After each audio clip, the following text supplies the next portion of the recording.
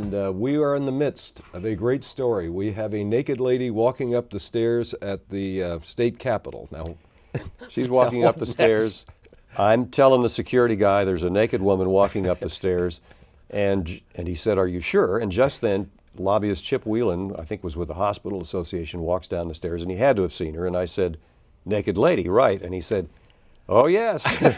So the security guy got on his walkie-talkie right away, and I had forgotten, at the top of the stairs was the governor's office. And this woman walked into the governor's office before they had certain security measures in place, walked past the frantic receptionist, walked into the second room, which they call the bull pit or something like that. But they had radioed the security guy, who came out, this woman apparently had a knife under, or no, it wasn't a knife, it was a pair of scissors under her armpit, and she was pulling it out, and the security guy drew the gun on her, and she was a little bit crazy, but not crazy enough to take him on. So she dropped, and we watched them take her away with a blanket around her, and there are a lot of facilities for people with emotional problems in Topeka, and she was one of the patients there. And apparently she was treated, and 6 months later when she got out, she tried to do the same thing again, and they caught her before she got into the building that time. But that's probably one of the more unusual things. There have also been probably some tragic things. They may be very personal for people. Have you seen any of that in your time in Topeka, whether you're reporting or lobbying? You know, there's certainly, with so many people working together, you know, and it's sort of a second life for you. You have your life at home or your life at work, but then you're in another world. It's a different world up there. So you get to know everybody. And by the way, everybody's IQ goes up 25 points. Isn't that right? When you enter the building? I'm not going to comment.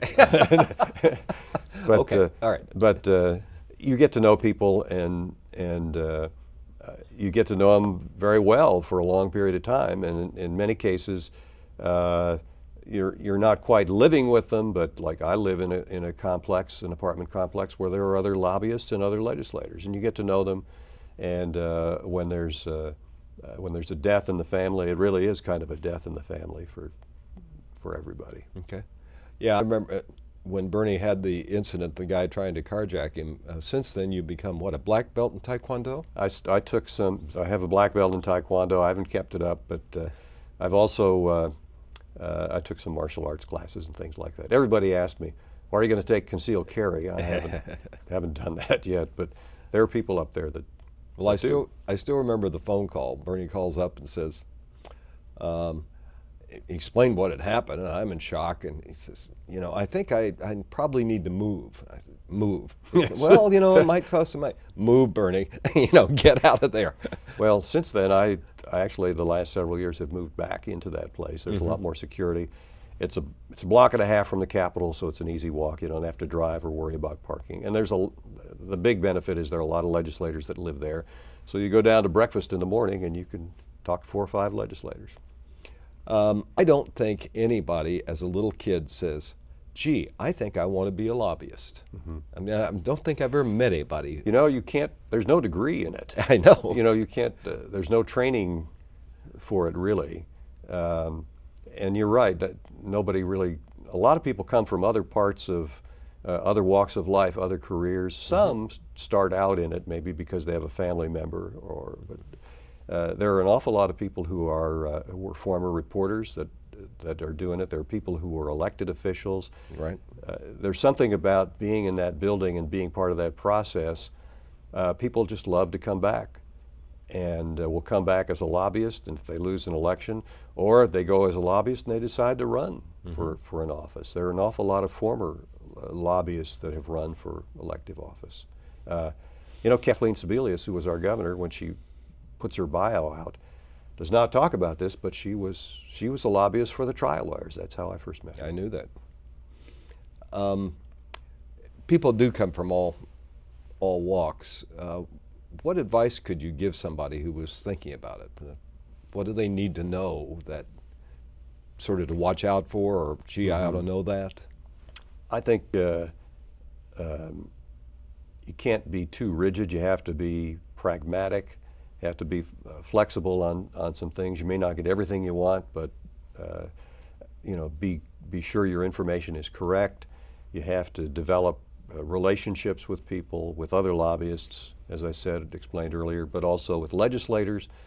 The basics to lobbying, and I used to teach this for the U.S. Chamber of Commerce, are you have to, it's basically communicating. Mm-hmm. You figure out what it is that you want, and you kind of make your list. You can't have a list that's too big. You can't inundate people with information.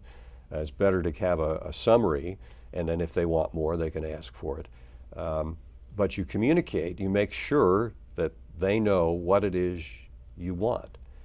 And then you follow up with them, and when they vote your way or against you, if they vote your way, thank them.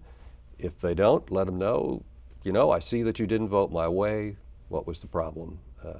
And it's a communication. There's some very simple steps you go through, but make sure you follow up. We only have a minute or so left. What things do you feel you've had to change as things have changed in the Capitol?